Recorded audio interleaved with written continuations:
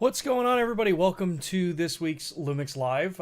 We are back, or I am back in the studio. So we've got kind of a more in-depth, kind of interesting conversation. We're going to be talking about and continuing the conversation from what I filmed last week about autofocus and the different settings and ways you can customize the system for your particular style of shooting. And obviously, some of the biggest differences here, just that last week was a very just talk to camera. Y'all didn't really have an opportunity to interact with me, clearly, so we also wanted to take the time and offer the opportunity for people to ask questions to get just more clear details on some of the things that, I talked about last week and some of the other stuff that I didn't have time to film, but I have the setup here to go through and kind of walk you through what's going on. What else? So we've got that packed for this week. So if you have questions, make sure to tag at Lumix USA or at Lumix Cameras, whichever one comes up for you. Since now with the YouTube naming, you can do either of them and it'll pop up for me. Just helps me see the questions on my side so we can get through them. And I know that I try to not miss as many as I think in some streams I have in the past. So we'll be going through that. If you're new to Lumix Live, these are the weekly broadcasts that we do, whether they are primarily live broadcasted. Sometimes we do them pre-recorded when I've either got to travel for work or I've got to, be out of the office for some reason. These are the community-driven platform where y'all have opportunities to ask us questions, chat with like-minded creators, and use it as a way to get your ideas and your requests to us directly to Panasonic Lumix instead of going through forums and platforms where truthfully, there are a lot of people that don't really honestly know or can't really speak to the brand and the directions. So now you've got a platform directly for real information that is vetted and from the manufacturer. So before we jump into that, remind everybody about Lumix Pro Services here in the US. We have the Red and the Platinum tier available. Red is free. If you've purchased a Lumix camera, get yourself set up on Lumix Pro Services Red. You can follow the QR code if you're in the US, go right to the page, or there's a link down in the description below. Platinum is the step up for service and support that gets you all of the benefits of Red, but on top of that, you get 2-day repairs with next day shipping both ways. You get 20% off out of warranty repairs. You get a really cool welcome kit that comes with the package there. Really nice Peak Design strap. So if you're in the Peak Design ecosystem and their clip system, you've got something directly in with that. And then for those that would prefer to speak to a person instead of going through chat or email, you have access to our members hotline where you can actually call in, speak to someone, and kind of go through the process of troubleshooting that way. In addition, you do also get annual sensor cleanings, EVF, lens calibrations, firmware updates if that's stuff that you don't like to do on your own. That is a service that can be done through the Platinum tier. Outside of that, let's take a look at some questions that have come through already, and then we'll jump into some of the stuff I got prepared to show you. And then, as I said, if you've got questions, drop them in the chat because these platforms are specifically designed so y'all can ask your questions and get them answered. Pete says, good afternoon. Well, good afternoon, Pete. Welcome. Good morning to those of you that are, behind Central Time Zone here in Texas and across the globe. How was your trip? Trip was good. It was actually kind of a boring trip. End of the year, corporate business meetings. So, fortunately, I'm high enough in the company that I get invited to actually go to those meetings. Downside is that it's a lot of time sitting in boardrooms and just kind of talking and going over business. So, let's see here. Greetings from Miami. Even if I knew stuff was coming out, Keith, I wouldn't even be able to tell you. I think you've been around long enough, you know that that's the answer you're gonna get. But greetings anyway. You mentioned the S5 Mark II rolling shutter correction ability previously. Could you elaborate on how you set it up in the camera to do correction? Is it your setting or is it automatic? So the rolling shutter correction is done automatically. And it's going to vary depending on how fast you move your camera, how fast your subject's moving. There are a lot of variables involved with how much correction can be done on the image. The difference with the S5 Mark II compared to the previous cameras is that our previous cameras have always had this functionality, but it was done post taking the photo. So you would actually go into the menu using 4K photo, 6K photo, things like that, where the electronic burst was working. And then you would select the image and then you would do skew correction to it. And it would do its best to correct based on all of the information that it had. Is it ever perfect? No, because there's a lot of mitigating factors, like I said before, how fast you move the camera, how fast your subject's moving, does it overcome even what you could potentially skew correct? But on the S5 Mark II, this is all done as the images are being captured in electronic shutter and saved out. So it's not anything you have to set up. It's just there. It does it in the background. Is it going to be perfect every single time? No. But it is going to give you a much better corrected image than if you didn't have it at all. So hopefully that answers your question. Cliff, will the S5 IIX be on display at NAB along with anything else new? So we will be at NAB this year. We are taking part in the Panasonic Connect booth again, like we've done last year. So we are one Panasonic to show off the products. So if you are planning to be at CES, or not CES, at NAB, come by, chat with Matt, Neil Matsumoto, and I. We will be at the booth. We will have the S5 IIs. We'll have some S5 IIXs under glass to show y'all, since that camera's still not shipping yet. And then, yeah, we'll have some camcorders too, the X2, the X2000 for those that are looking for more broadcast, that kind of style platform. But yeah, definitely swing by, chat with us, check out the setups, the various different ways we've got the S5 II set up.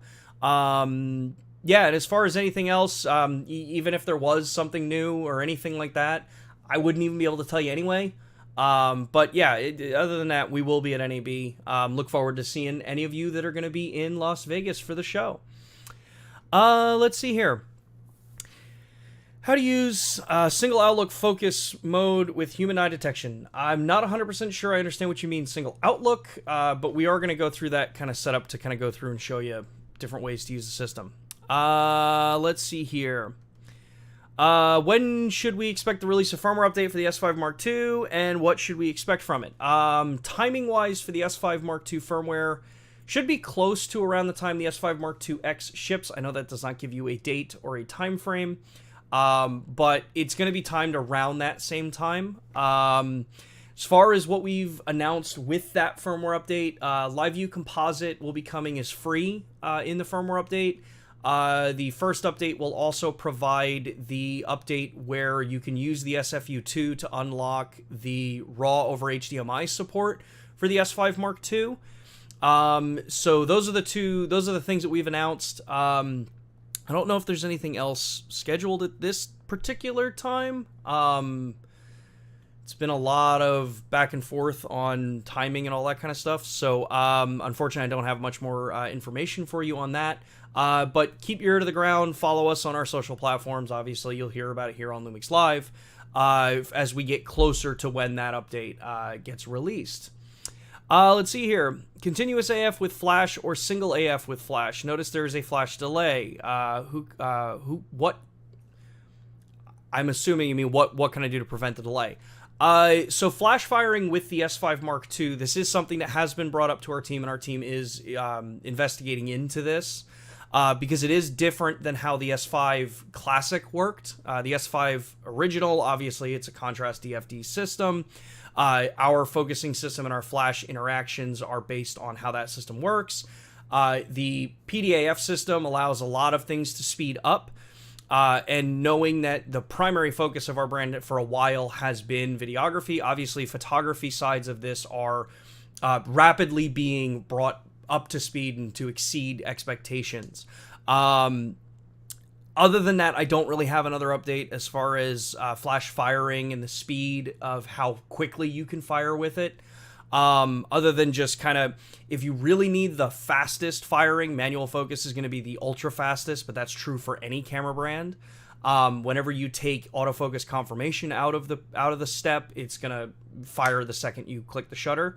Anytime you have focus confirmation in a camera, it can change the way that system works. I will show you a little bit of a trick on how to make the system work a little bit faster. Depending on what your priorities are going to be for strobe work and for general photography use with the camera. So we'll talk about that in a little bit, because I do have my S5 Mark II hooked up here so we can actually go through the menus together. Shutter angle, degree, shutter ISO, decibels, which is better for autofocus?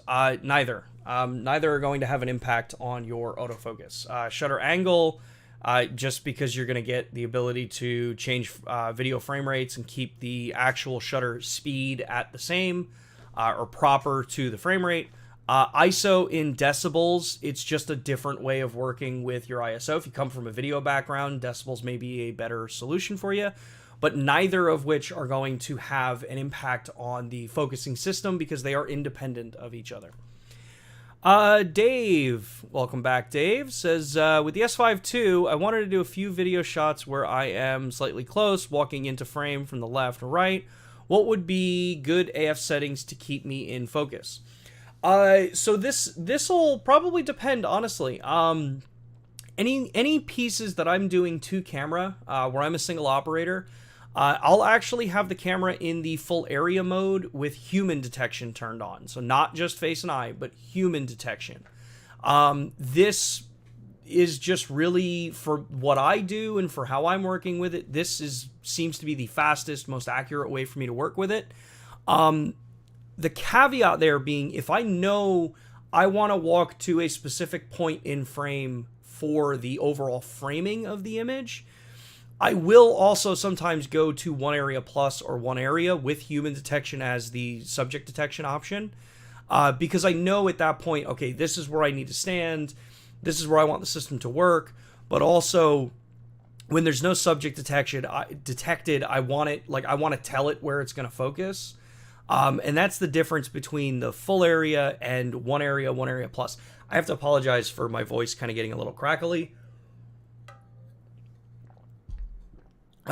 The weather down here is just wreaking havoc on my allergies. So, but yeah, so I will jump back and forth between using full area if I don't really care that, what the camera focuses on in the background when I'm not in frame.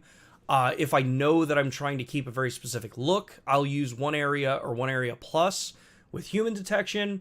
This way I know where I can tell the camera, hey, when I'm not in frame, focus here. When I come into frame, as long as I touch that box, it'll use subject detection and then override that point and go to my face, eyes, head, or body, depending on whatever's detected. So, how much is platinum? I think platinum in the US is $199 US for the program.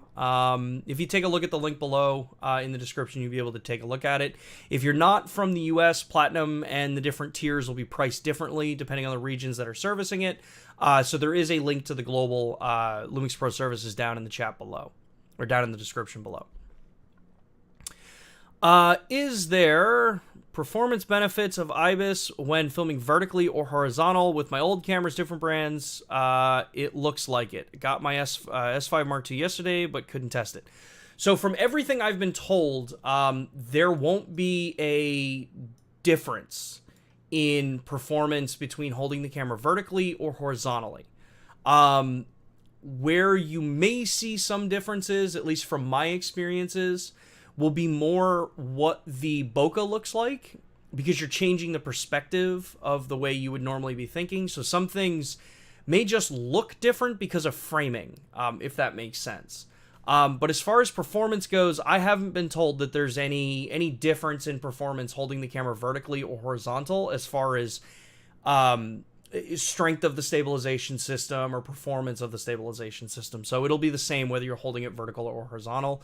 The benefit with a camera like the S5 Mark II, at least, is that if you're someone who knows that you're going to want to be delivering for both different platforms, so vertical and horizontal, you can just shoot open gate in horizontal and then just crop out your vertical from that, and you'll have more resolution than you would shooting. Well, you'd have more resolution than you would in previous ways of doing this, where you would physically turn the camera and then you're stuck at 3840 by 2160.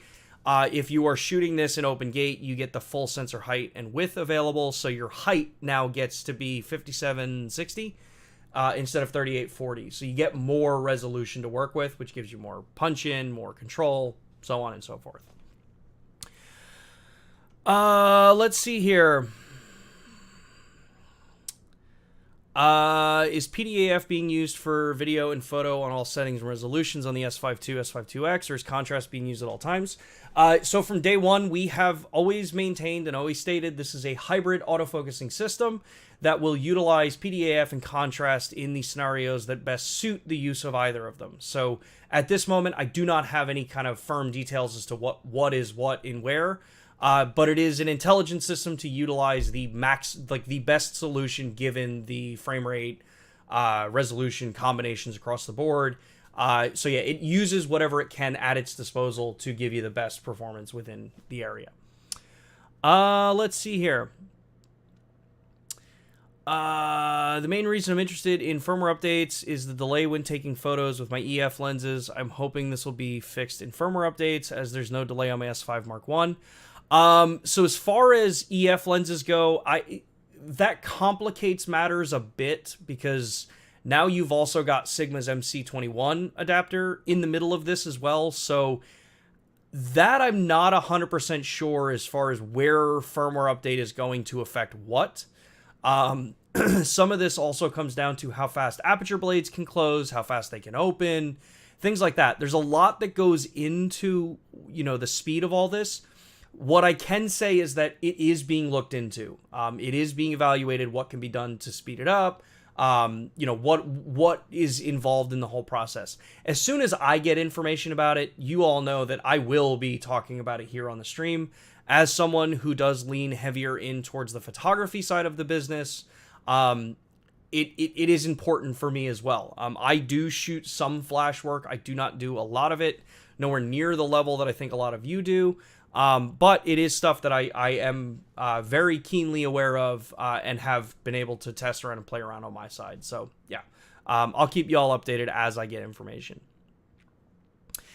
I was taking photos with the 70 to 200 millimeter lens. Love the focus clutch. Me too. I was using an ND filter, but noticed when taking photos with the filter set to 1, the photo was not clear. This can be so many different things. ND filters, I've had my weird issues with various different ND filters from various different brands, when it comes to focus, where, because if it's a variable ND and you're rotating, you've got two pieces of glass that are counter-rotating against each other. Depending on how dark it is, depending on how light it is, the quality of the filter, it changes the characteristics of the light going into the sensor. PDAF sensors, where your focus is being confirmed on sensor, are very susceptible to making sure that the light is coming in and being correlated correctly for focus. It could be the filter. I would doubt it would be the camera, since you're looking at sensor level, where the focus plane is. But I would play around with the filters, see if it happens with a non-variable ND filter. Kind of play around, look at the different densities that you're working with. I haven't seen an issue using my cameras, and I use a Tiffin variable ND filter. So it may just depend on the filter that you're using. Will there be some official and additional infos about the S5 Mark II in the next few days or weeks, or will the cam just be released at a certain point in time? So as we get closer to when the camera's released, just keep an eye on our social platforms, on our,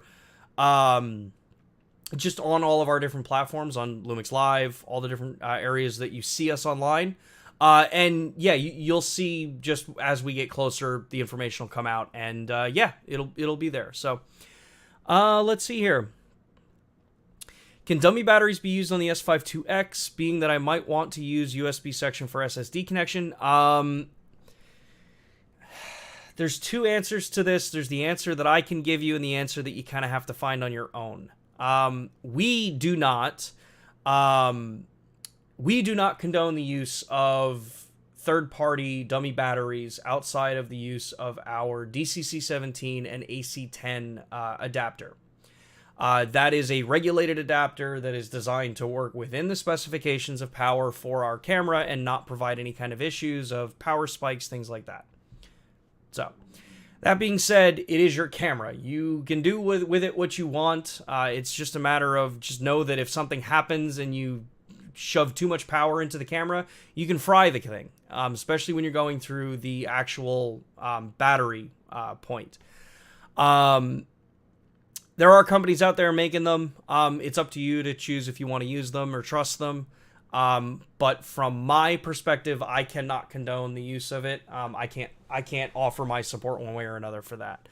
But yeah, that's kind of where it is. But yeah, if you are powering the camera through a dummy battery, like our DCC17 and AC10 wall adapter, yeah, that fully opens up the USB port for things like SSD recording when you're on with like the S5 Mark II X. Yeah. So here, I've learned AFC is limited to 12-bit compared to 14-bit AFS on the S5 II. Is that true? If so, why? This is quite a severe disadvantage. So no, that is not true. AFC is 14-bit. I have to double check and see if at electronic it drops to 12. I'm not 100% sure. That is something I have to look into. However, I will make you keenly aware that this is not an uncommon thing that is done when it comes to electronic shutter or faster burst rates with other brands out there as well. The truth is the difference between 12-bit and 14-bit for still shooting is a very, very minor difference. As far as flexibility that you get in the post files when you're working on them, truthfully, never seen a difference. If you can see a difference, you're doing such a level of photography that you're probably someone who actually needs to be utilizing 16-bit cameras, because at that point, you're either encoding noise or pulling noise up. But yeah, it's as far as on the S5 Mark II, everything I've seen, it is 14-bit for AFS, 14-bit for AFC. The one thing I cannot confirm for you at this point is what the bit depth is when you do electronic shutter. I just never looked. I've never seen a difference in it, whether I've used our cameras, I've used our competitors' cameras. It's kind of just, yeah, it's just where the stuff is. So, let's see here. Any word on if they've added an OLPF to the S5 IIX for release? No, the S5 IIX does not have an optical low-pass filter. The specifications are available publicly, so you can peruse them and see what you've got for the camera. What's the difference between DFD 225 and Phase Detect 779 autofocus systems? DFD is a contrast-based system that uses zones for contrast detection. PDAF, Phase Detect autofocusing with 779. That is, there are actually 779 points on the sensor that are devoted to focus and phase correlation. So, let's see here. Sobinet has done tests in both mechanical and electronic. Noise was creeping in nearly 2 stops earlier. It's quite a large difference. Truthfully, I can tell you whether I can't comment on what their testing methodology is. However, what I can tell you from use of the camera for the last nearly 6 months at this point, difference image quality wise, editing wise, and real world use cases, I see absolutely no difference between shooting electronic and shooting mechanical. As far as what the bit depths are, again, I have to check with my team to see what that level of detail is. But just know that it's also a very common thing that you see in other manufacturers as well. In order to get faster burst rates, they drop bit depth.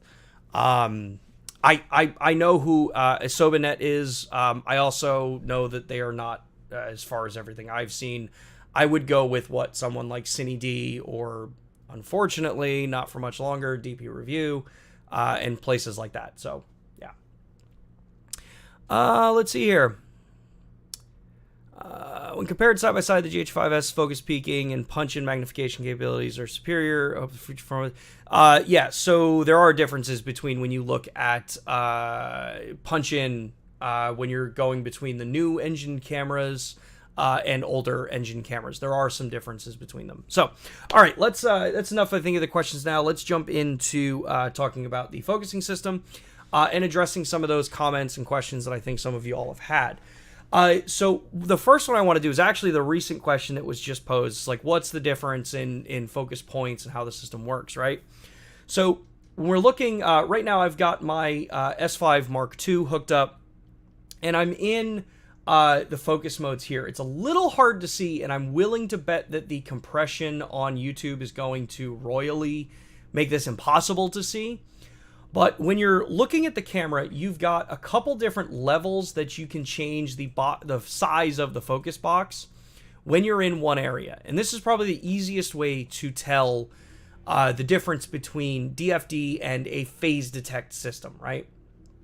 So when you're using the points like this, you're using a collection of those AF points to determine your focus, which means the wider the box is, the more chance there is for the system to pick a point that maybe you're not 100% wanting it to focus on. This is one of the biggest things that I think has become a crutch in the industry, is that we think the cameras can pick the points for us, and as long as you've got a fast focusing system, it should be able to do everything, and you shouldn't have to put much input in on it. While yes, there is some benefit to that when using subject detection points, if you're not using subject detection and you are just trying to tell the camera, hey, focus on this point, size of your focus target area will come into play for what you want the camera to focus on. So when you looked at a DFD system, you would have all the way down from the largest box available all the way down to this box. So this lets you go through and say, hey, I want to use this area to focus in and pick the point, grab, this is where I want you to be looking for focus. On DFD, it would use that area to pick up contrast, and then there you go. But with the S5 Mark II, you also have the ability to go one level smaller than that. And this lets you actually go in and pick one of the 779 AF points to use for your focusing. If you've come from our system in the past, you would know that this is what we would also use in the DFD system as pinpoint autofocus. So this lets you go through and say, hey, I know that I want specifically this point.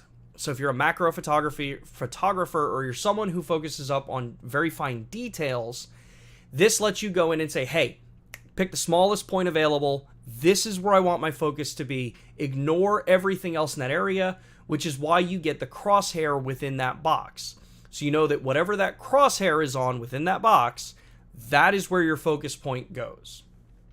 So that's one of the little differences there. As I said, DFD contrast, you'd use zones. With PDAF, you're using points on the sensor to actually gain your focus. As I said, as I move this box around, you may be able to see it. I don't know if YouTube compression is going to destroy this because they are very tiny dots. You can see in the white wall behind it, you should be able to see little dots kind of flickering up onto the screen there as I move the point around. So that's the one kind of main-ish point there. One of the other points here, and I just want to get my screen to brighten back up here, is that I mentioned that you can kind of control how the system works when it comes to focus confirmation and release. This isn't a new thing. This is fairly common when it comes to at least our system. You have the ability to tell the camera, hey, I want you to only release the shutter when you have confirmed focus, or I want it to kind of do a balance where I'm not hypercritical about it being dead set, 100% locked in focus before the shutter fires, or, and I know that's three ors, the alternative is just release the shutter. I don't care about the focus point. I just need, I want speed priority over accuracy priority. And on the Lumix cameras, we have that built into the camera for you to be able to choose from. Where you go to find this is you're going to go under the custom settings option here. So this is the custom mode, which is a gear icon. Then you're going to come into the AF settings, which is focus and shutter, and you've got 3 pages for this. And you'll see focus shutter priority. So when I go into this, you'll see that you have AFS and you have AFC. Now, by default, our cameras are set to balance, and then AFS is set to focus. Each of these options give you a slightly different kind of reaction to how the camera is going to work. Focus means is that the shutter is only going to fire when the focus is confirmed. So this is where if you work with an older camera and you're in very low light situations, you may see the camera trying to go to grab focus, find focus, and it won't release the shutter. The other option here is balance. balance means is that it's going to balance back and forth between, well, it's close enough to focus point, fire the shutter. It'll more often than not actually confirm focus and fire. So you're not giving up accuracy in this particular case. It changes the situation where you could be firing really fast burst rates. Focus means that you may actually see the speed slow, because it's going to be only firing that shutter when that focus is confirmed. Balance will let you hit closer to the full, bore speed. And then you also have release. Release tells the camera, hey, not really concerned about the 100% confirming focus. I want to prioritize burst speed shooting or release speed. So from the time you press the shutter to the time it releases. And you have independent control over these between both AFS and also in AFC. Now, for my style of shooting, sorry, I'm going to drink a little more water again. For my style of shooting, I prefer setting both of these to focus. Now, if you've seen any of the photos that I've taken or showed on the stream here with the S5 Mark II, it's a lot of the motorcycles. It's fast-paced shooting. It's firing. It's trying to make sure that all of the photos that I capture in frame are focused. I don't care about being able to hit 30 frames per second or 7 frames per second mechanical. My goal in firing bursts is I need sharp, tack sharp images, and for most of that, even when I'm photographing motorcycles, anywhere between 7 to 10 photos per second is more than enough for what I do. I am not a professional sport photographer. I am not going out there trying to capture that ultimate perfect moment that's going to be on the cover of Sports Illustrated. If I do need to do that, that's where I can use the 30 frames per second electronic burst. We do have that in the camera, but I typically will bounce back and forth between these because I don't need, 12 frames per second. I don't need 30 or 40 or 60 frames per second. That's just not what I need. I need accuracy. So for my particular setup, as I said, I will tell my camera to be in focus for both AFS and for AFC.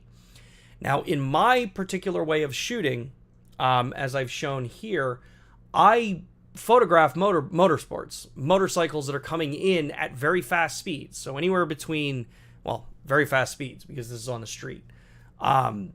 Anywhere between, 20 to or 15 to like 30 miles an hour coming at me, reducing speed, coming in, cutting across frame, and then going away from frame. My setup for that kind of shooting consists of going to AF custom settings, using either set 3 or set 4 for my particular type of shooting, and then making sure that my AF, the focus and release options are set to focus. Because of that, when I use electronic burst shooting, I can nail 198 out of 200 photos in focus and in good usable focus for my capture. I think there's a lot of people out there that will take the system, go out to go shoot sports, and you'll still have the camera set on mode 1 or set 1 for your focusing, and you may not be happy with the results you're getting because it's not using the tools that the system has built into it. I think what you have to remember is that with focusing systems, they have to be designed out of the box to be the most approachable for a wide range of use cases. When we start getting into, higher level use cases or more specific use cases, if you're photographing basketball or baseball or soccer or football for the proper way, or motorsports, all of the cameras on the market have the ability to go in there and change how these systems work. So you kind of have to play around with it and see which one works. We give you a ton of the descriptions on here. If you watched last week's stream, I have a detailed layout of this is what this does. This is when this mode is affecting what.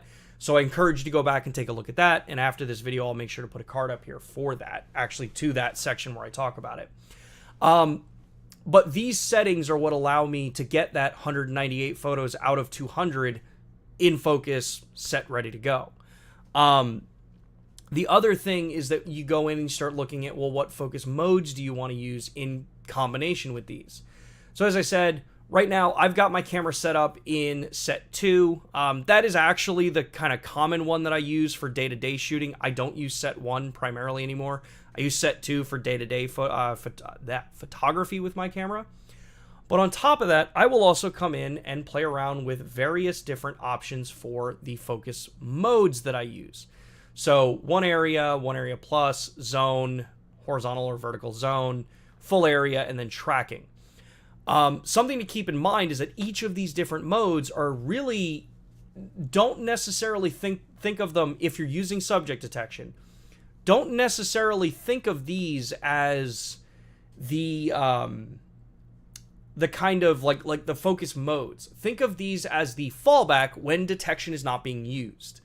So what do I mean by that? I mean that if I use tracking, I get a tracking box where I can put the box over whatever I want, and then when I half press the shutter and focus, it's grabbed it. It's using actual image information to determine, so color, contrast, object, things like that, to determine, okay, hey, this is the subject, this is where I need my focus to be, and it will track it throughout the frame if I'm doing video or stills. But if I'm using subject detection with this option, so if I come back in here and I turn subject detection on, what this means is that this box will be used to determine, hey, there's a subject there, I need to focus on that subject, that is the priority for me. But if I can't find a subject, or there is no subject for me to use, the fallback method is this tracking mode now. So that means that if there is no subject, I use it as basically, hey, this box is where I want my focus to go, grab the focus point there, good to go. Whether it's got subject tracking or not, and using the AI assisted subject tracking or machine learning subject detection, whether or not it has that, I have a tracking box that I would be using for that particular object or subject. I talked a little bit about this last week, where depending on what it is that you're going to photograph or video, some of these modes may be better for you than others. Full area, I think Dave's Nature asked the question about, if I'm going to be walking into frame, what should be the way that I set it up? And I pointed this out before, that look, for me, if I'm going to be standing doing a piece to camera, and I want to have it where I walk into frame and out of frame in some cases, I'm going to be setting my camera up as human for the subject detection side of this. And I will primarily use full area unless I specifically know, hey, when I'm not in frame, I want, this particular spot to be in focus. So say I want it to do a focus pull if I'm going to sit down at a bench or at a table, and I want the camera to go from the object that's on the table. I'll switch this so you can see.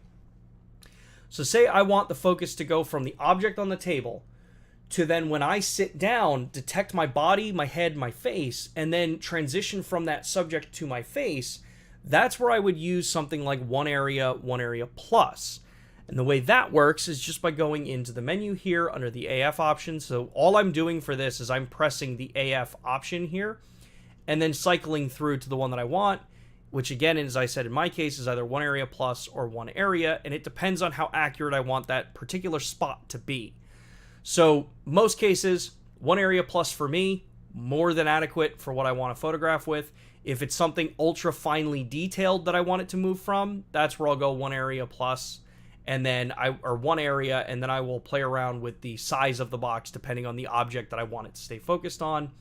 And then as soon as a subject comes into the frame and touches that box, it's not going to do it with my hand, but if I turned the camera and looked at me, you would see that, okay, now the detection mode turns on, that's now priority, and then when detection is turned off and I'm not using that part of it, it defaults back to this mode that you see here. It defaults to this point being what is determining where the focus goes.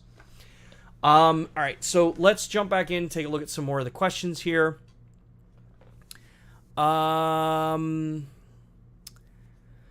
Dave, can the S5 II output 5.8K, 6K via HDMI, or is it limited to 4K? So as far as a video signal goes, it is limited to 4K video out over HDMI. If you shoot in 5.8K or 6K open gate, it is being contained within a 3840 by 2160 output. So open gate recording will actually show you letterbox and pillar box. So you'll actually have two black bars on the side, and then if, say, you are doing this for anamorphic, you'll also get letterbox, so you get a punched in. As far as standard video goes, you would get shooting 6K and video outputting, you're going to get less than 6K resolution on the external recording versus the internal. You can output, it will do the 4K output, so you do get 3840 by 2160 if you're doing things like 5.8K. Although 5.8K, because it's 17 by 9, you're going to get slight black bars on the top and bottom because it's fitting within 3840 by 2160. To do things like 5.8K, if you want to use full sensor and use an HDMI connection to send it out, that's where you're going to be needing to do RAW over HDMI, which at this point, and I need to stress this again, at this point on the S5 II and S5 IIX, we've confirmed ProRes RAW over HDMI to the Atomos Ninja 5 Plus. If you have an Atomos Ninja 5, you need to contact Atomos to determine whether or not they are going to add support, whether or not there's a plan to support the Ninja 5. That I don't know. There are a lot of things at play between a camera manufacturer and a monitor manufacturer, recording manufacturer, all of which are well above my level of control, honestly, in the company. So, when exposing in real-time LUT, am I supposed to expose 1.5 to 2 stops to the right? No. No. Real-time LUT, and I'm actually working on a very specific stream about real-time LUT again, to go into way more detail about this, because there's a lot of, I think, misunderstanding of what real-time LUT can do for you. Depending on your use case, if you're using the camera for photography and you're using the LUT functionality in that case, do not, and I repeat this again, do not use real-time LUT as the mode in the camera for photography, especially if you're going to be capturing in RAW.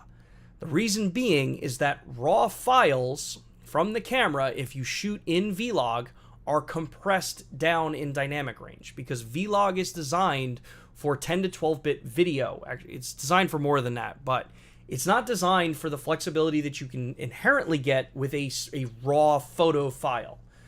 So what happens here is that if you then take that RAW file, put it into a program like Adobe Camera Raw or Lightroom, Capture One, On One, whatever your editing software suite is, when you bring that file in, it's going to look 1 stop to 2 stops darker than you would expect, because you're taking a logarithmic profile to a RAW photo that inherently has more dynamic range, and you are just needlessly compressing all of the image into the middle part of the frame, or into the middle part of the exposure. If you are going to want to use real-time LUT, this is where you would use the My Photo Styles. And I've talked about this before on the stream, that if I go into the menus here, and I go up to the image, and we go into My Photo Styles, I have photo styles here that are based on standard color profile. So I come in, go into My Photo Styles, pick whichever one I want, and then I change this to, in my case, standard, and then scroll down further. I can change, which dual ISO range am I working with, what ISO does it go to naturally here, what white balance does it automatically go to in this profile, and then I go in and I pick the profile that I want to work with. Now, super cool thing is that I've been working with Art of Photography, so Ted Forbes has an entire set of Lightroom presets. I've been working with versions of his presets that are designed as cube files. I don't know how much of that's out there yet, or whether or not he's got them up there yet, but I loved his Lightroom presets. I have the opportunity to work with him and play around with these and put them directly in the camera as cube files, and they are so much fun to shoot with. And I'm just setting my camera up as standard here. I can go in, change it to Vivid, Natural, L Classic Neo, whatever color profile I want, set it as a base. But if I'm using real-time LUT, the actual real-time LUT mode, you'll notice that it is limited to only using Vlog as the base color profile. I then have to come in and tell it to turn on a LUT. For videography and cinematography, this is great. You have a log profile. You're not having to do a ton of flexibility or pushing or pulling to that image. It just works. It's solid. You're good to go. But if you're in the photography space, do not use real-time LUT as your base for photography if you plan to work with raw files in post. The two files will be so vastly different, and you will not be able to really get them to match again. So that's just my little PSA on that one. I've had a lot of conversations with people that once I explain, set up my custom or my photo style for your look with the LUT you want based on a standard color profile. So standard, vivid, natural, L Classic, Neos, any of those, flat, even Cine D, Cine V. Set it up in those. Don't use Vlog if you're going to be using photography. If you're only doing JPEGs and the whole purpose of you capturing a still with real-time LUT is so that you can get an idea of what a grade is going to look like, that's a different story. You're probably not going to be using the raw file then to then re-edit and create an image out of it, things like that. For JPEG previewing of a look that you're going for video, yeah, sure, real-time LUT can work, but the second you even have an inkling that you want to do raw photo editing, don't use real-time LUT. Use my photo styles and apply a LUT on top of a base color profile. Hopefully that addressed a little bit of that. I know it's a little bit of a tangent, but it basically, yeah, as far as real-time LUT goes, you don't have to change the exposure because you're applying a LUT to a log file. Use the tools built onto the camera. If you're in video, use waveform, use vector scope. You will see them change as soon as you put the LUT on to actually correct for the color space and everything that you're working in with that LUT. Because real-time LUT is burning that look into the footage. It's not designed to really be brought into post and then re-edited later as far as how your exposure goes.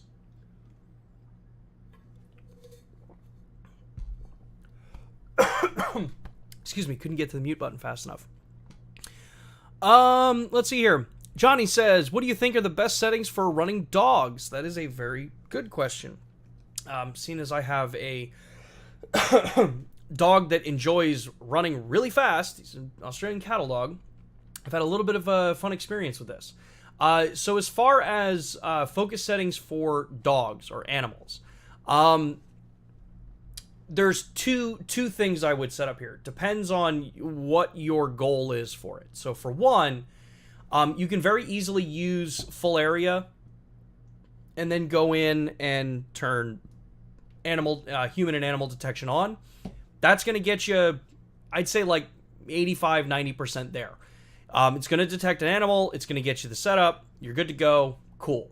The downside of this is the same downside that you see for, like what I was saying before about, I know I want to frame a certain way. In that you don't have control when the animal's not in frame where the focus is going. So you kind of have to choose. The other downside here is that if you've got multiple animals in the frame, you don't have control really at this point to say, hey, that's the animal I want to focus on. That's where I want my system to go. Ignore everything else. You have control on the animal itself when it's the only animal in frame. So because of that, for when my dog's running around and playing around, I use One Area Plus with animal detection.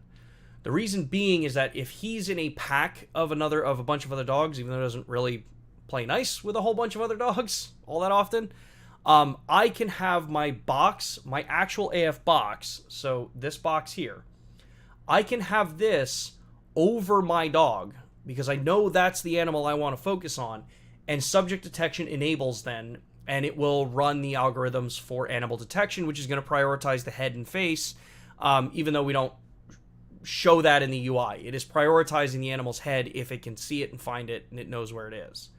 The other benefit here is that this also allows me to make sure that I'm framing the way I want. So if I'm using, say, and we'll go in here. I forget which button I have it set up as. That's LUT. That's aperture effect. So let's change the LUT over here. So if I'm using the ability to come into my menus and say, hey, I want to have my my actual guidelines shown on screen. So I cannot remember where they are. Live view, histogram, frame markers.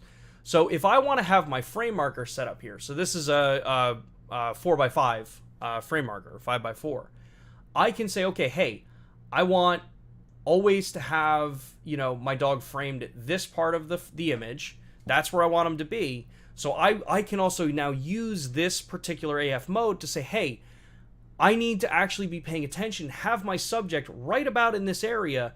The subject detection is going to be active for me because the animal will be touching, or the person will be touching the frame. Subject detection takes over, but this gives me a target for framing. What this saves me is having to go into post, crop, realize that maybe I didn't give enough height or width on the image to be able to get where I want it to look on something like Instagram or Facebook, or in a print if I'm actually going to go print photos.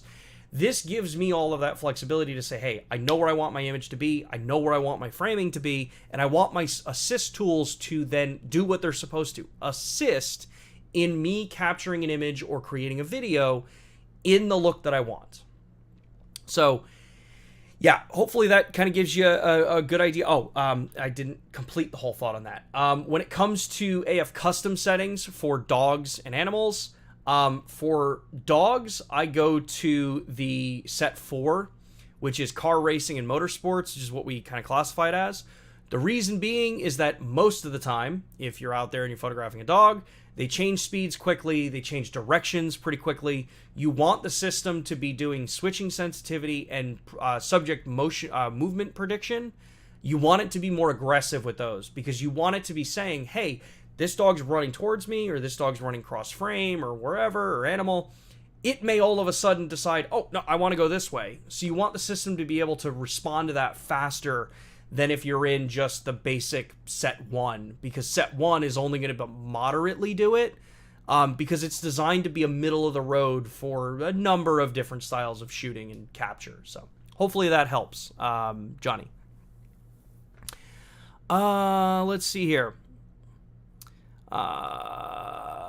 Where did you go? When we use autofocus settings, -5, okay, wait a minute. I think maybe I'm missing some stuff here from this question, unless something got redacted. Or that's okay. That's conversation happening elsewhere there. Question: can I output RAW over HDMI? In other words, 5.9K full frame and record in ProRes codecs on the Ninjas or Blackmagic Video Assist. Output RAW and record compressed. As far as I know, no, you can't. Because raw data out is the only thing the camera is sending out is data. The raw conversion and saving is happening on the recording device. Blackmagic is taking the raw data and converting it into Blackmagic RAW, so that is a compressed version. Not throwing shade, Blackmagic RAW is kind of closer to a glorified H.265 compression because it's raw-ish. It's not pure raw. ProRes RAW is closer to pure RAW. It is still compressed, but it is closer to an actual like RAW format for white balance, ISO, things like that. And what I mean by that is ProRes RAW is not going to have the sharpening levels baked in or the noise reduction levels baked into the footage. Blackmagic RAW tends to have some more noise reduction applied to it in the process of creating Blackmagic RAW. But that's going to be up to your own personal preference between them. Not saying one's better than the other. It's really kind of just depends on your preference there, what software you use. But as far as getting that and then having a ProRes compressed version of it, that's not going to happen. The codec that you get on the recorder is ProRes RAW. Yeah, so that's kind of how that works. Or Blackmagic RAW on the recorders.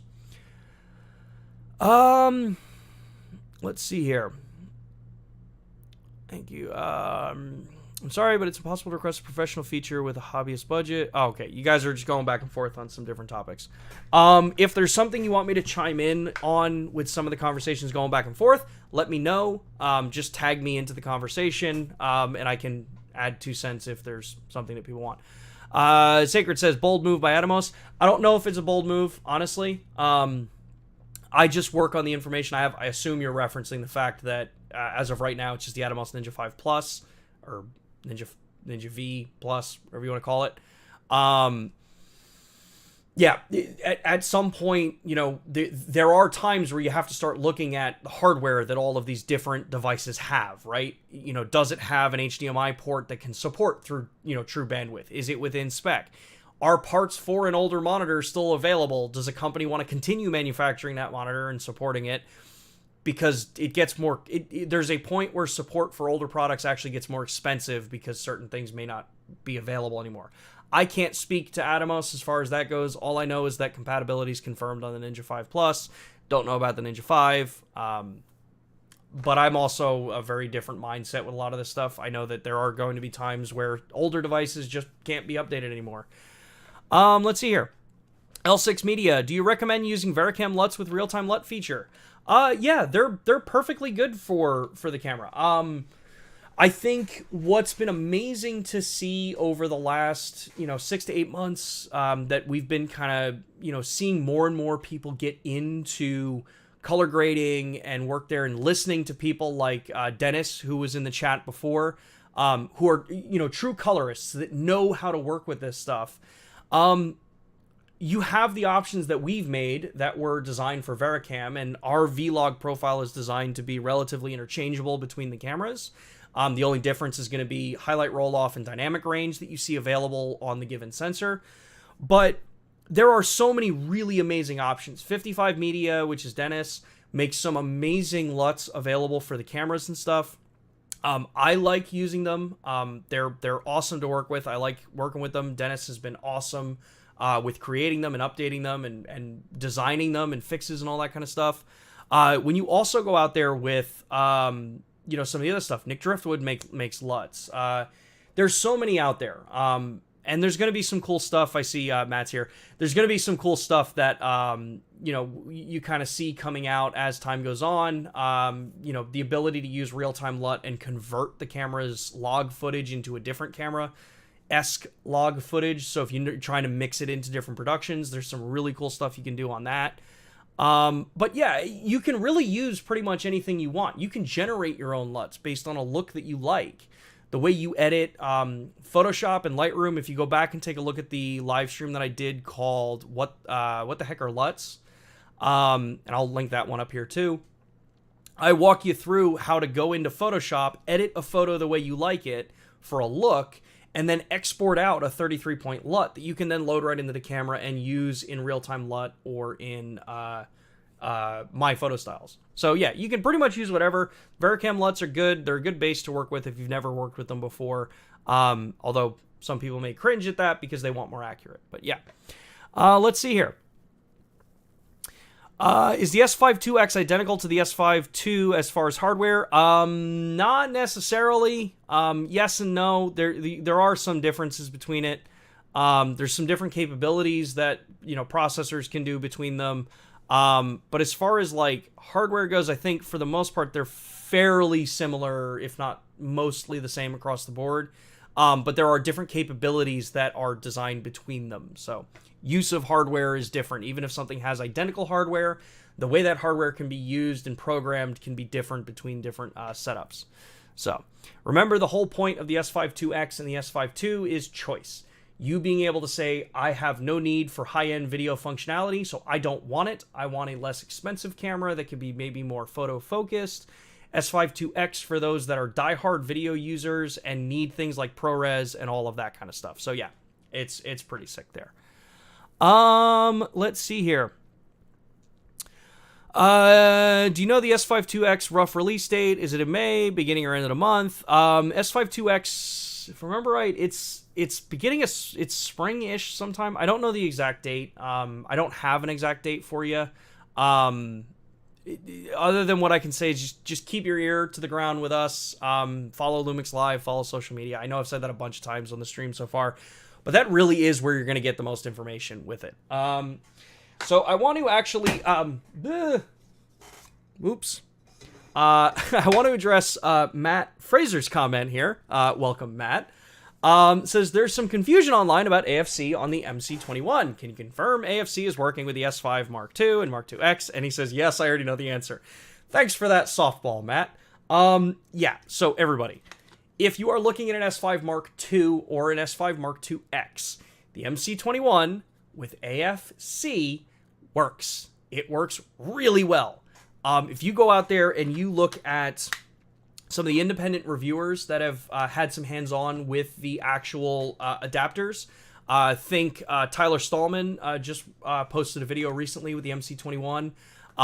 There's been some conversations that have happened from a number of other YouTubers out there that have had hands-on with it. Focus with EF mount lenses on the MC21 with the S5 Mark II is working great. The caveats, because there are always caveats with any of this, you are adapting lenses to a system, is you may run into older lenses from EF mount. I know I work with the Sigma EF lenses here. There are some of the older Sigma EF lenses and just EF lenses in general that may not work exactly to the same level that you see for the native lenses or modern motored lenses that you see on EF. That's just kind of what happens as technology advances and you start using, tech for things that it was maybe not designed for originally. You start to see some of the age of technology. So that's where I would leave that one. But yes, 100% AFC on an S5 Mark II and an S5 Mark II X works amazingly when you're using an MC21 adapter, using EF mount lenses. Not all of them. Some of the older ones, some obscure lenses may have some issues. It's still adapting lenses. You still have to remember that you are adapting and converting into a system. So, yes, hopefully that kind of was a good enough answer for you, Matt. I'm sure we'll talk later. Let's see here. Sacred says we got to get Sean out for a vlog. Hopefully it's not in another heat wave. I am planning to do another one that's out there. So as far as that kind of setup goes. So when we start looking at, and I've got a little bit of time, and I'm going to run this one a little bit longer because we did kind of divert a little bit off autofocus. When we start actually looking into some of the different functionalities that you have with the autofocusing system, as we said, I want to clear up a couple of things here with the 3 different modes that we have for subject detection with the autofocus. We have human detection. Human detection means that the camera is looking for the body, the head, the eyes, the back of the head, the overall body that you see. It is looking for a human. What this means is that it does not preclude eye and face detection. Eye and face detection are part of the actual human mode. Now, where I think some of the confusion came up when the cameras first started actually getting out of the hands is that people just jumped right to face and eye. And face and eye, when it comes to autofocusing, is specific. Face and eye. If you turn from camera and it loses your eyes and it loses your face because it needs to see your eyes, your mouth, your nose, your head, it needs to see your face. If it, loses that, when you turn, it's going to default to whatever the backup mode is that you use for focusing. Like I said before, these modes, when you go into AF modes, think of them as the backup modes for subject detection. So if I'm in full area and I have just face and eye and I'm looking and then I turn away and it doesn't detect my face, it goes to the full area. So it will use all 779. It'll use all of the DFD area that's possible to assist and use the combined hybrid AF system that we've built to then determine where the focus needs to go. If I'm using face and eye and I set this to the main zone area, or in my case, the 1 area plus, this will say, hey, if I lose the face and eyes, okay, I have a fallback. I'm going to go to the point that you are telling me to use for focus. So this can work depending on the type of scenario that you're going to be using face and eye for. This can work great. For some use cases, this may not be ideal. So in cases like that, this is where I recommend make sure you leave it on human if you know that you're going to be doing setups where you talk to camera, you turn from camera, you walk in and out of frame, because your ability for the camera to then say, hey, I need to focus on this subject. So this as in the whole subject, all of me. I know, okay, I need to be focusing here. Face and eye, the second I turn away, it could say, hey, the point back here is what it thinks is priority, because again, you're not telling the camera what it is you want to do in full area. And then our animal detection is paired with human detection, so it uses all of those algorithms together. You get face, eye, human, animal detection. It's all of it running together.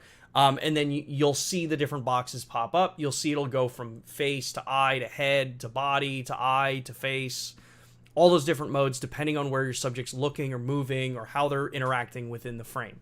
So you got a whole lot of really kind of cool different modes there.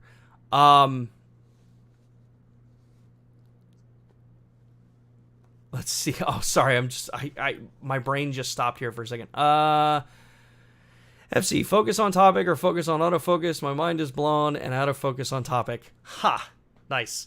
Yeah, so the autofocus, there's so much about the autofocusing system that, I mean, I could probably do this for weeks and go through these different topics. But anyway, so yeah, those are the different modes there. As I said, you have those AF custom settings modes here. So set 1, set 2, set 3, and set 4. So remember, set 1 is designed for general use cases.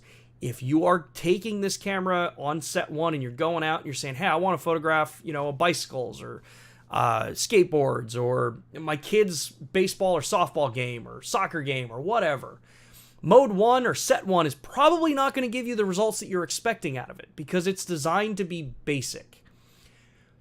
For scenarios like that, go into the menu, look at the different sets that we have. Set 2 for trains and airplanes, things that move in a constant speed in one direction. Set 3, football, basketball, subjects that are moving randomly. You may have things going in and out of the subject's path. You may be having things cross in front of your subject, going behind your subject. That's where your set 3 is going to be. Set 4, race cars, motorsports, or as we said before, animals, dogs, fast-moving subjects that change direction quickly and unexpectedly and change their rate of speed unexpectedly. So you've got each of these different modes. And then as we talked about last week, you've got individual control over each of these for how responsive, how variable, how locked on do you want each of these options to be. So you can play around with all of them and actually get something that's really set up for your particular style of shooting. And while yes, it's a little more daunting because you can't just pick the camera up necessarily and say, hey, do what I want, read my mind, work the way it wants, and I don't want to put any input in it. Well, yes, the camera's not necessarily going to do that, but truthfully, and I've shot with all of the new cameras, none of them do that. There is people showing off how to use these cameras that know how to kind of get them where they need to go because you know how a system works. But spend that afternoon, play around with the different AF settings, fire off a whole bunch of shots, photo, video, play around, photograph, video, a bunch of different subjects in ways that you think would be challenging or your particular style of shooting. Never wait to the day of a shoot or a job or anything like that to learn this stuff. Play around with them, rewatch these videos, come back, comment. We will address things that you may learn as you start to play around with it more. That gets you that much more in tune with the equipment that you're using so that you have a better understanding when you get in the field how to maximize how these cameras work. Because it's one thing for me to be able to say, like I said, with the autofocus, I 100%, almost every single time I go out with the S5 Mark II and a 70-200 2.8, I can go out and reliably get 198 photos out of 200 tack sharp, following motorcycles using electronic shutter. I know I can do it because I've done it for like 3 months straight. Does that mean that you picking the camera up the first time will be able to replicate the exact same things? No. My job is to know these cameras inside and out. But my job is also to help you maybe kind of point you in a direction. The settings that I use, I know that they're good settings because they've been tried and true. Now it's just down to playing around with these. Work with them in your particular style of shooting. If you're not doing motorcycles and fast sports like that, you may find that one of the other modes gives you a much better result. Wedding and event photography, it's a lot faster than I think a lot of people realize. And being able to go in there and isolate out and say, hey, I don't want the camera picking what subject I want. I am the person behind the camera. I know what my view is for this image. Try adopting the use of one of the actual AF modes with your subject detection enabled. Your hit rate is going to go way through the roof because you're not letting the camera make decisions for you. You're letting it assist your creation of photo and videos. But you are still ultimately in charge to say, that is my subject. That's where I want my focus to be. Use the assist tools to now get me that final step over the edge where I need to be so that I don't have to think and go back. Oh, did I actually have the focus point here or was it here? Where is my eye? As long as the box is on your subject and you've got eye and face detection, it's going to know, oh, hey, there's a subject there. Go to the eyes. It's going to ignore this unless it can't detect any of the subjects there. Cool. Let's see. A couple other questions around autofocus and things like that. Adamant says, I can confirm it. I have the camera with MC21 and Sigma 18-35 and still can't believe how good the autofocus is. Awesome. Let's see here. True to media. In most cases, I see face and eye used for product reviews. When you hold a product and show it, it blocks your face, which makes the camera lock onto the product. So, funny thing about that. So, I'm using human detection, and I can do the same thing. I can come up here and just do the same thing. Face and eye is not necessarily just needed for this particular style of shooting. It can help. The problem is it depends on how active somebody is. I use my hands to talk. I bounce in my chair. I adjust myself all the time. Face and eye is not a priority solution that I'm going to be using for Lumix Live in these platforms because I turn my head a lot. If I turn my head and I go to grab something over here, I still want the camera focusing on me. I don't want it going to the background. I don't want it going where I don't need it to go. So I use human because when I turn my head, it still detects a head. So you just lose the eyes, it goes to the head. If I'm in face and eye only, when I turn my head to the point where it loses the eyes, it just goes to the full area or one area that you're choosing. So keep that in mind with the different modes that you play around with.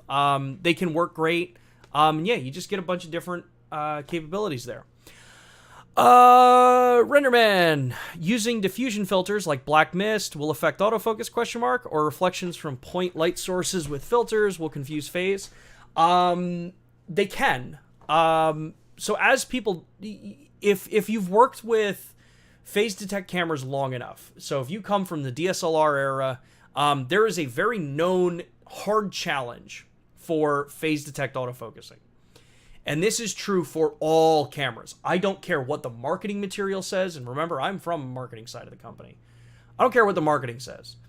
Certain types of subjects, reflective subjects, and high gloss subjects can be challenging for phase differential systems. The reason being is highly reflective means that the system is also trying to calculate the phase difference from that, but if it's ultra reflective, it may be actually focusing on what is the same distance from you looking into it and then the reflection of it. So that's something to be aware of when it comes to ultra high reflective subjects. If you're photographing cars that are ultra high polish and have like metal flake, you can trip up a phase detect system because it needs to be able to see the phase difference of the subject. And if the metal flake in the car's paint is particularly aggressive, you can throw a system off. And again, this is any camera. This is not us. This is not a dig at any one manufacturer. This is just inherent with the technology. It's gotten better than it has because, like in our case, we use phase and DFD. So we use phase to get there quick and then contrast DFD to kind of help refine, and PDAF on sensor is what's kind of helped mitigate a lot of these issues. But then when you add things like Black Pro mist filters or any kind of effect filter onto the lens, you run into a couple different kind of challenges there. It could be anything from how much light are you cutting out of the frame. If you're using a very aggressive ND filter and you're cutting a ton of light out of it, you're going to negatively impact a phase differential system because phase detect systems need light. They need as much light as you can blast down onto those pixels to determine the distance. The more light you cut out of it and the darker and darker and darker the scene gets, the harder those systems are to work accurately. And that's where almost all cameras, after a certain point, even the top tier, headline cameras that everyone benchmarks, I'm not going to call names out, but the top of the line, most high-end camera that everyone benchmarks for AF performance, you bring that thing into low enough light, phase doesn't matter. Phase doesn't work after a certain point. Camera Conspiracies, I think, actually does an incredible job showing this. When he brings the cameras into the little bathroom dark scenario and shows how companies that have better controlled and better programmed contrast for low light shooting outperform even the top tier king of cameras. Our systems are designed, and this is where I'm going to give us a bit of a kudos, is that remember, we've been developing contrast for quite some time now, whether you like it or not. Which means that when the lights get really low, we still have a very solid and in many cases, more advanced contrast style of focusing than anyone else in the market does. So we take the best of both worlds, combine them into a phase hybrid system that utilizes phase and the contrast detect. So that means that you'll have less issues with our system as long as there is a subject that you can see and there's some contrast. You'll have less issues with our system than you should have with any of the others out there. But remember that filters and a lot of that stuff will throw off any on-sensor phase detect. Less than they used to with DSLRs because those use decoupled phase systems. But not as big of a deal with our system as much anymore. So hopefully that helped kind of address that, RenderMan. And polarizers. Yeah, polarizers can cause some problems. I don't see as many problems with polarizers, but remember, polarizers are two filters rotating against each other. So you can cause some problems there. Usually it's only going to be on the far extents of when you're using some filters or heavy effect filters. And pure flat mirrors. Pure flat mirrors, you will never be able to focus directly on the mirror surface. It's always going to focus on whatever's past and in focus on the other side of the mirror. If it's pure flat. Let's see here. Can you explain why AF doesn't work with adapted lenses with Sigma adapter for slow and quick? I use slow and quick a lot for B-roll. Is this in reference to the S5 Mark II or one of the other cameras? If it's S5 Mark II, I have to actually play around with it. I haven't done a lot of slow and quick with the S5 Mark II. So it's honestly just something I haven't played around with. So, but I can look into it for you. And then Matt says, slick use for one area plus. Keep the plus box at the edge of your shoulder. Put the object into AF box and move slightly out of the box. You don't need to cover your face. Take practice. Yep, that's one thing you can do. Polarizers. Could you explain when the camera stops using phase? I don't have the information to have that conversation at this point. L6. S5 II. Okay. I will take a look at the S5 Mark II this week and with my MC21 and kind of go through slow and quick and see what's going on with the adapter. There are certain times where the adapter may not, 100% work like native, because what you have to remember is that you are adapting. These are not native lenses. No camera company ever gets adapted lenses to work perfect. Not saying that it's not something that can be fixed or could be fixed on firmware, but I will take a look, go through the settings, and if I can find a way to kind of get you an update, I will address this next week on the live stream. And actually, with that, I do have to close the stream out today. It is already 20 after, and I do have a couple of things I got to do today. So thanks, y'all. Thanks for coming, joining the stream, all of your awesome questions, your commentary back and forth. This is why I love doing these streams, because we just get such an awesome, cool conversation across the board. These are just so much fun. We will be back next Thursday at 2 p.m. Eastern time. We will be doing another live stream. I don't have to go anywhere until NAB, so you don't have to worry about that. We will be live. NAB, we probably will have a recorded stream. But outside of this, everybody, yeah, thank you so much. If you enjoyed the video, if you liked the conversation, give us a like, share the video to people that you think may be interested in this. If you are someone that's joined us over from the DP Review forums, or if you're over on those forums, let all of them know. If you're down in the L-Mount forum or the Micro Four Thirds group, let everybody know that this platform exists as well. If you need a place to come to chat, to talk, to have conversations with the people, to build a community, we're here. We are here to help and make sure that all of you that are looking for information have a place to be able to ask it and interact with others. I said it's a shame that we're losing DP Review forums and DP Review platform. A lot of us know a lot of the team over there, and actually had just spent some time with them in Tokyo for the S5 Mark II. So it is a very sad thing to see go, but hopefully for those of you that are interested in the L-Mount system or Micro Four Thirds, hopefully you may be able to find this as a place where you can still chat, have conversations with us. We're not just limited to the Lumix system. We do talk about some of the other stuff.